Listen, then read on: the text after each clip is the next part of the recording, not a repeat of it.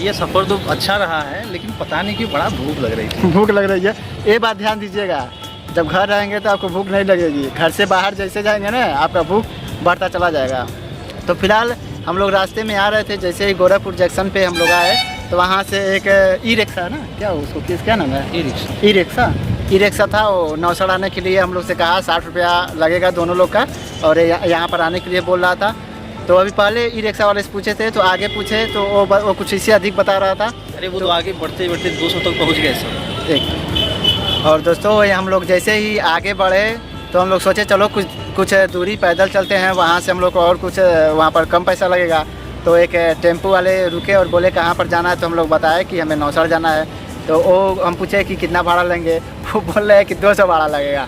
दोस्तों देखिए वहाँ पर ई रिक्शा हम लोग को 60 रुपया बता रहा था, और कितना बताया टेम्पो वाला?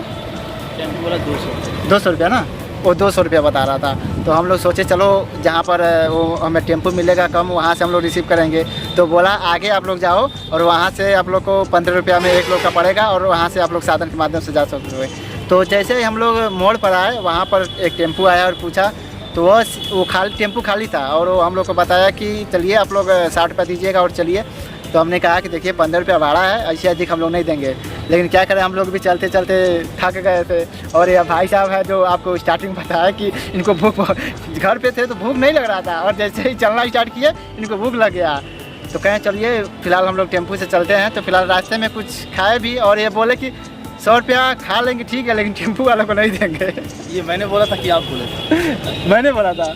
तो ये मैंने बोला था, लेकिन ये हाँ में हाँ कहा ठीक है चलेंगे, पैदल चलेंगे। हाँ तो यार है तो यार की बात तो तुम्हें हाँ तो हाँ करना पड़ेगा। हाँ तो फिलहाल हम लोग टेम्पो वाले भाई साहब को 50 रुपया दिए, और यहाँ फाइनली हम लोग देखिए बस अड्डे पर पहुँच गए हैं। जो यहाँ पर देखिए वो टिकट घर है, और यहाँ पर फिलहाल आ गए हैं। मैं आप लोग को एक बात में बताना चाहता हूँ मैं कि कभी भी आप कहीं भी ट्रैवल करें तो रेलवे स्टेशन, बस स्टेशन के पास से जस्ट आप लोग कभी भी ऑटो या रिक्शा ना किया करें। अदरवाइज़ वो आपको बाहरी समझकर, लोकल का ना समझकर, कहीं बाहरी का समझकर आपसे चार्ज ज़्यादा ले लेंगे। इनके कहने का मतलब यह है, बस अड्डा हो या रेलवे स्टेशन हो, जैसे आप लोग बाहर निकलते हैं तो वहाँ पर अनेक टेम्पो वाले या ई रिक्शा वाले खड़े रहते हैं। वो आपको जहाँ पर रिसीव करेंगे समझ जाइए वो बुकिंग करेंगे, और वो पैसा अधिक मांगेंगे। जैसे ही वहाँ से कुछ दूरी आप पार करेंगे तो जो भी साधन का जो आता जाता बैठते हैं वहाँ पर उसके माध्यम से पाएंगे, तो आपको आधी पैसे में भी आप वहाँ से आप लोग जा सकते हैं जहाँ पर जाना रहेगा।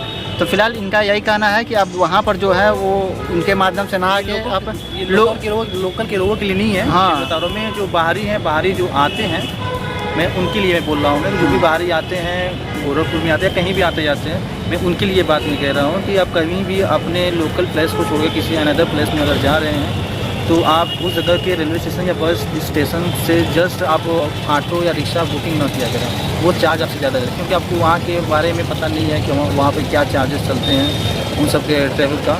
तो आप वहाँ से ना किया करें। आपको करना है, अगर आपको बुकिंग करना है तो जस्ट उसी स्टेशन से अपने कुछ दूरी पे जाके वहाँ से आप बुकिंग कर लीजिए। आपको जो वहाँ का लोकल जो फेयर लगता है, वहाँ लोकल के लोगों के लिए वही फेयर आपको लगेगा। चलिए तो फिलहाल हम लोग वेट कर रहे हैं, अब आगे चलेंगे तो आप लोग को वीडियो दिखाएंगे। चलिए तब तक के लिए जय हिंद, राधे राधे।